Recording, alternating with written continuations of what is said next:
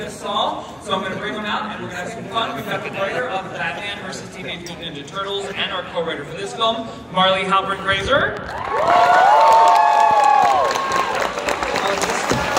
This one has a big day today with premieres of 3 animated films: Scooby-Doo Return to Zombie Island, Lego DC Batman Family Matters at 2:15 today, and this movie, we've got Jeremy Adams.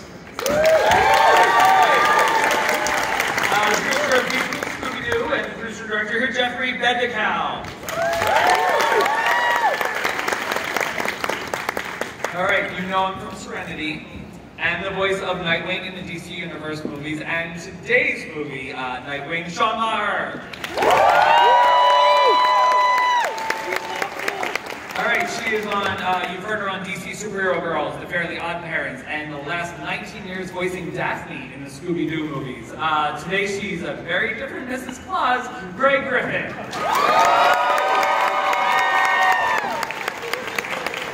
From the middle and Teenage Mutant Ninja Turtles are Beast Boy Greg Sykes.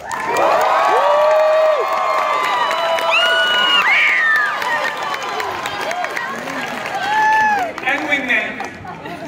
And then Walking Dead, King Ezekiel is Cyborg. We've got Carrie Payton.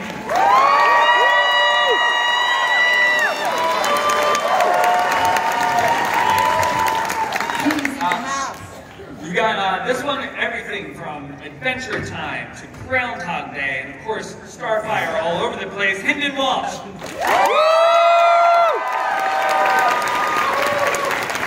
Alright, so this one is like the fandom goddess, I guess we would call her. She's got Batman animated series, My Little Pony, Unikitty, and of course Raven, Tara Strong.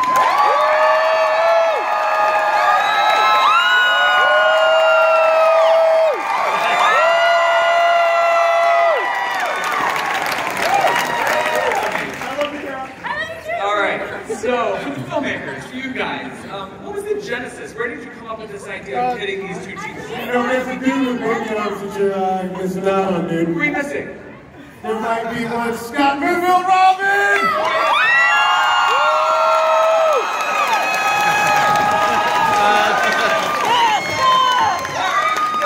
And he's doing one character with baby hands and they forget about it! And also, we forgot the lead.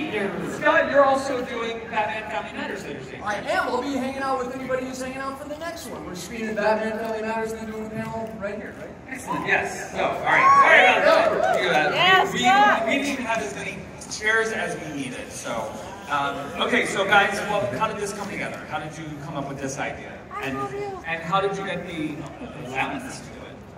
The Warner Brothers asked us if we would do this massively epic crossover of all 5 Teen Titans Go, meeting and fighting the 5 original Teen Titans. And I think what they came to us and said they knew they wanted it to be the 2 teams, they knew they wanted to be a versus element. They didn't have everything figured out yet. And I was trying to think of which Teen Titans Go, which villain existed in both shows, but were different enough that it would be fun to have them play off each other.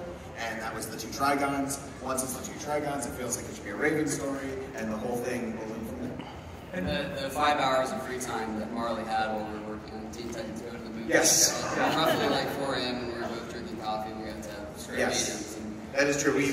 We wrote this movie in the brief seconds of the breaths that we had, and Jeremy working on the theatrical credits as well. So apparently, like a couple of years ago, there was a bag that had the old Teen Titans beating up Teen Titans Go version of Teen Titans. Yes. And somebody got drunk enough to just think, I think it was Sam Register, who said, make a movie about it. And that's what I heard is how it all came down. That's true. Sam slammed the bag down on our desk and said, here's your movie. And was that and it was. for you having There's done one the over movie? there. Right there, somebody has one. Oh, yeah. Hey! This movie's based on that bag. There you go. Inspired by a bag. Yeah. So it's a lot of money, I'll hand that over. Was that a challenge for you to having just written the movie and then going right into this and being like, oh my god, do we have anything left? it was, and thankfully they did. Yeah, I mean, I think anytime you have not one but two great sets of these iconic and awesome characters, I mean, how is it not going to be a fun and entertaining story? And so I think having those original Titans and then some of those other fun Titans we had in there, I think it's a very, very plentiful well to draw from, for sure. And this has more jokes per minute than like most feature film comedies. Like this is just like, this is high-level sitcom saturation of comedy. How many times do you like just throw a joke on the wall and see if it sticks and then just have to throw it away because you've got so many? I mean, they probably did storyboard out 3 times as many jokes as are actually in the movie. I think. Yeah, we could have had a country roll or now take. But no, it's very intense. I mean, the way you do a normal episode of Teen Titans Go is, you know, you take all the jokes you would fit into a 22-minute sitcom, cram them into 11 minutes. So then we did that, and then did it 6 more times to make a full feature-like movie. And then you get to record with this cast, and they give you like 80 million things you didn't expect as well, and so it really becomes an embarrassment of riches. Oh yeah, for sure. That's the great thing for this voice cast to get to play these characters that they've played for so many years. For you guys, what was it like getting to play the different versions? Because they're very similar, we know these characters, but did you have to record opposite your own recordings? Or did you go like full force and just go back and forth? How did you guys do it? They gave me a choice. They said, do you want to do OG Titans and then go all the way through, or do you want to talk to yourself? And I chose talk to myself. Did you guys do it too? Yeah, I came in and our voice director, Wes Gleason, who I've known for years, and he knows my work. I said, hey Wes, I really have to be true to OG Robin. I just have to do OG Robin first, and then do Teen Titans Go Robin. He's like, dude, I think you got this. I think you can talk to yourself. And so I talked to myself as Robin, and then as Robin! Wes is here too, right? Where's Wes? Stand up, baby. There he is. Stand up. Stand up. Stand up.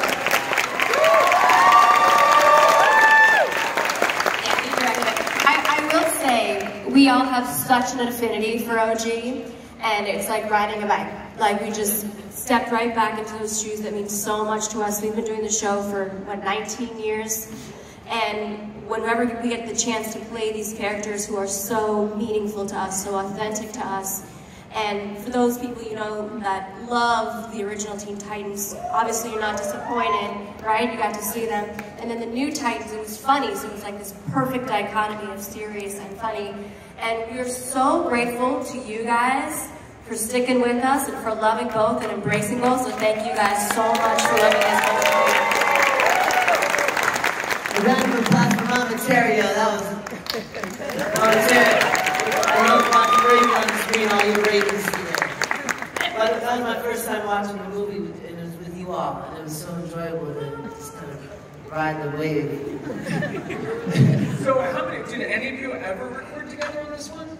Yeah, we did some records together. We did some recordings, but when we're doing a movie, it's a long form. It's like a year-long process that we're going through. So it's a lot of going back, getting more bits, throwing out what doesn't work, and it's exciting to get back to doing Titans because they always let you play in the room. From Teen Titans Go, we have no concept of I guess reverence for the written word. It's like if it's funny, you know, do it. The writers write it, then the producers play with it again, the artists play with it again, and they always let us play. So much so that I probably get in a lot of trouble for playing too much on other shows. And when they tell me to stick to the script, I don't know what they mean.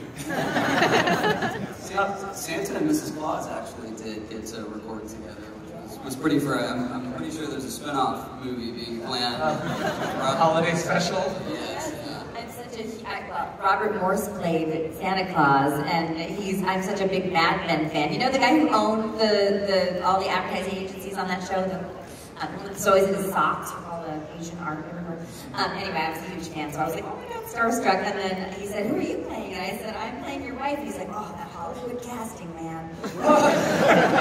So I started talking like this. I said, yes, I'll be Mrs. Claus. And he goes, oh, that's very age appropriate. And then I sat in his lap and took a selfie, just, you know, Mad Men style, you know. I was like, me too, Luke, but can wait over here for a minute, because I gotta get a selfie on his lap. Well, speaking of that Hollywood casting, are you guys surprised that Warner Brothers has been able to keep like this cast together for so long? Because a lot of times when they do a reboot or an update or something, they think, all right, we'll go with a new sound or something. Yeah, sometimes they do dumb stuff like that. We're so happy to all be together. It's why Go works. Because we grew up together in this show, you know.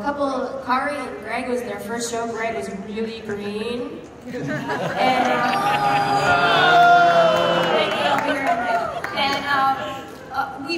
We were single when we started the show. We've been married, kids, divorced, like parents dying, like life together. We love each other so much, and that comes through. And you know, people at first were so upset that we weren't getting season 6, which I'm sure we will one day. But because it was us, and it has all of our essences, I think it's why it works so well. I think it's super smart to stick with the actors that people love. So also, thanks to you guys for showing that love. When you guys tell the networks how much you, and Twitter and social media, how much you love us and show up for us, they listen. So thank you guys for supporting us. First of all, I just want to see a show of hands of how many of you are in some kind of Titans cosplay. Stand up. If you're cosplaying as Tara, sit down. Oh, that's a good one. Well done. Any little ravens? Okay, so if any of you, were any of you at the Harley Quinn screening last night? Okay, yeah. So, not for kids. But it was super, super fun and really great for adults. This is like straight across, full, like so entertaining and so perfect for adults, for jaded adults, for kids, for parents, all this stuff. And Sean, you're new to this world, but I know you screened this with your kids, correct? What did they think? Oh my God, they loved it. And I didn't have to like shield their eyes.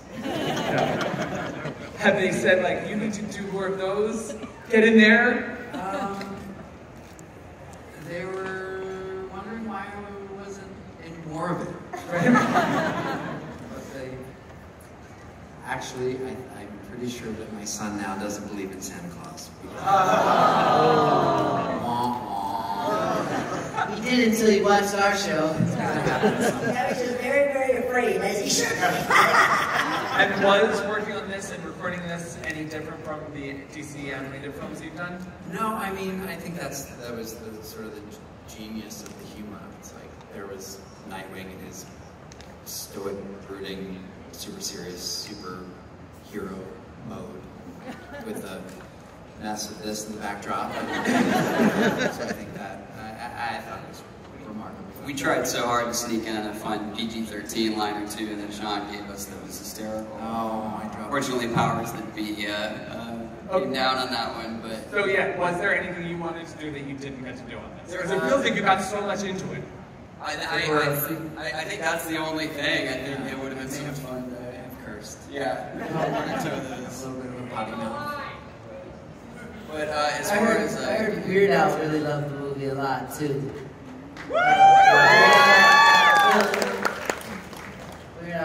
Yeah, and you get to record with Weird Al. We did on our series. We recorded together with him. On this, it was separate. Right.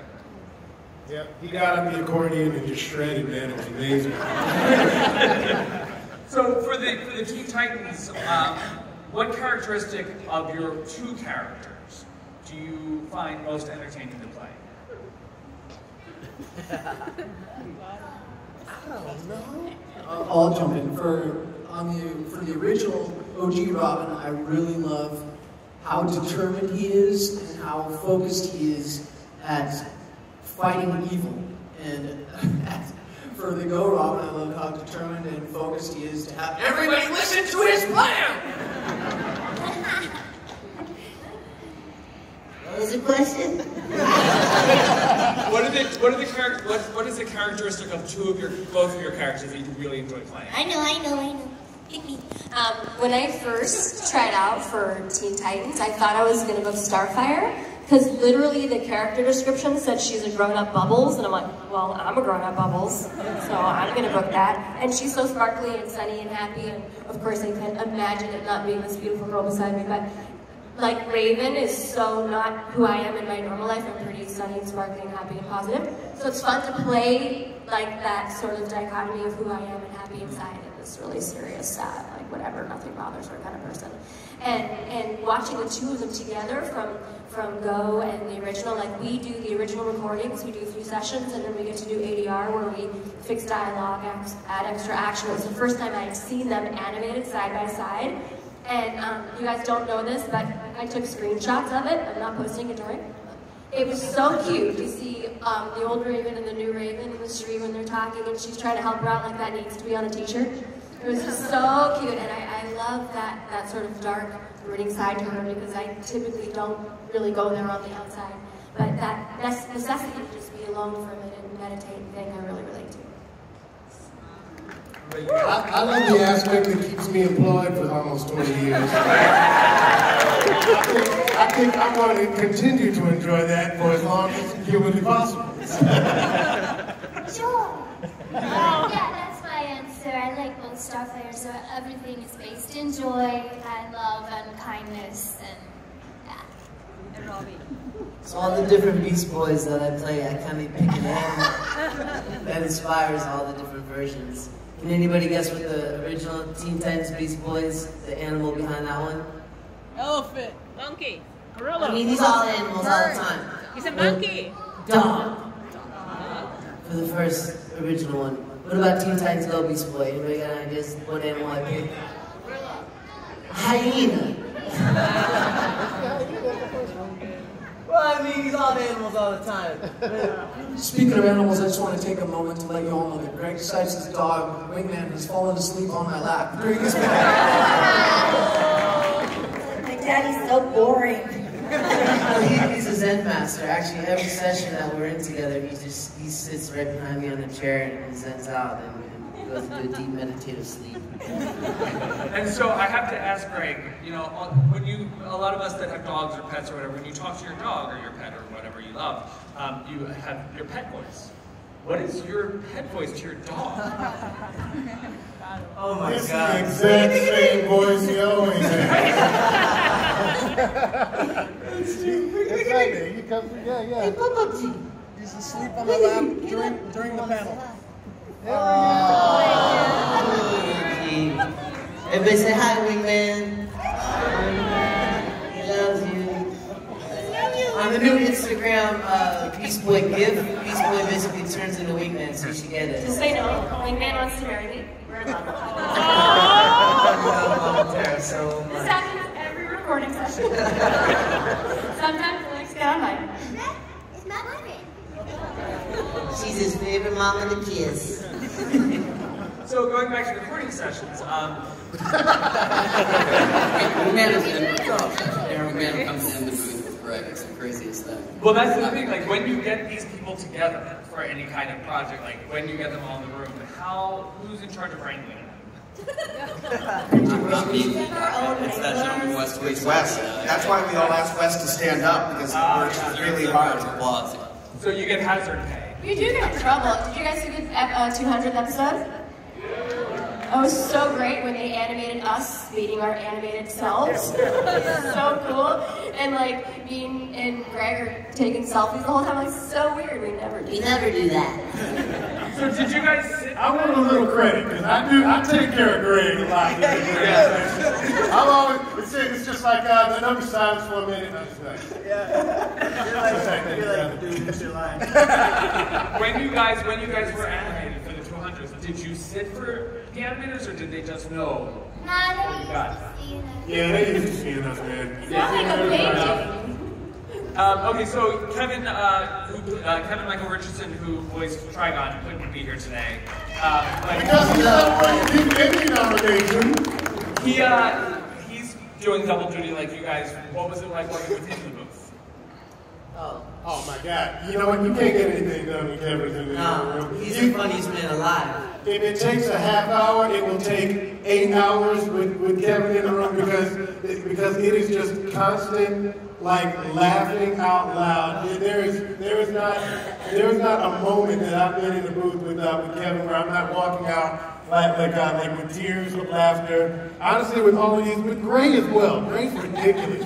You can't tell the stories Gray tells in Vic's company during the session. But trust me, they are good. There's one particular that I literally have to stop talking. Because I thought we were just in the green room and Gray had us in stages with the story. Oh my gosh! Yeah, no. I'm starting to sweat and get embarrassed just thinking about the stories he's told me.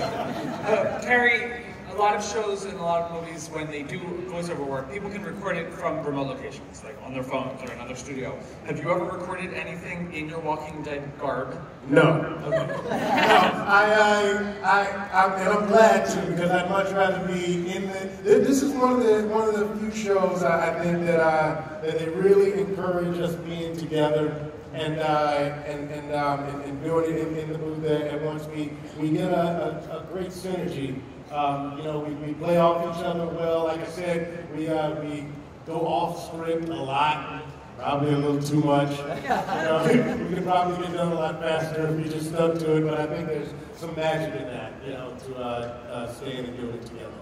And Gray, this is not our grandmothers or mothers or daughters or friends or sisters, Mrs. Claus. Where did you? What dark recesses of your mind did you go to come up with this mad woman? When I heard I was playing Mrs. Claus, I had a voice like this all prepared. There's a nice little cookie baking Mrs. Claus. And then I read the script and I was like, Oh, well, I guess I'm out the window. And for you, recording that, and also, were you kind of concerned about the representation of the Clauses amongst the young people? Because representation matters. Well, jerks gotta have representation too. Keep us out. Our Santa is the best Santa in the history of Santas. He's the Santa that everybody's just like, he's just so blessed and tired of these kids. I mean, the idea that he can't stand to go to a mall in December just makes me so happy out of it. And for you guys, the filmmakers, you got to do that great sequence where you kind of jump through all of the genres of the DC stuff. Anything that you had to kind of like get clearance for, or something like, please don't do that one? Well, there was a version with the cartoon tower where they actually went through the tower, and you saw the tower kind of died of cartoon, and we went back on that one. But DC was very supportive, as they always are, and flexible with what they let us do, and we really got to have our cake and eat it too with all those different versions of the Titans. It was fun. No, that is true. That's the section that I most feel like we really got away with something, and I'm really proud of every world that they go through, because when me and Jeff talked about it, we wrote up the original script, I basically had a giant question mark next to every single one, because I didn't literally on the script. On the script. I was like, they go to the Tiny Titans world? I was like, maybe we go into the DVD world? Hopefully the Perez Wolfman Titans? I just kept expecting every single one to get taken away, and they're all in there. Yo, who drew the little baby Titans? Who did those character designs? The super little baby ones? Oh, the Tiny Titans, that's a real cartoon. I mean, the comic book. That's a hard ball. With the Beast Boy with the 4 teeth? So cute. No, they're great. Now that you've shown that you can bring the Titans into the DC animated stuff with Sean's character, any idea, or did you guys start bouncing the idea of doing a crossover there? I mean, who wants to see that? Now, 2 years from now, we'll say, well, we were at the panel, and someone said, should we do this movie? And then that's where it all starts. Rather than inspired by a bag, it's just inspired by a question. Exactly. Right. We're moving down the list of things. Inspired by a bag that inspired some questions. Yeah, exactly. Inspired by a bag, yeah. And how much of it, was that an additional challenge to actually do that animation on top of all the other stuff? Yeah, absolutely. We put a lot of effort into nailing the art direction and the timing and what made each of those individual sets of Titans feel like them. Most especially the original Titans.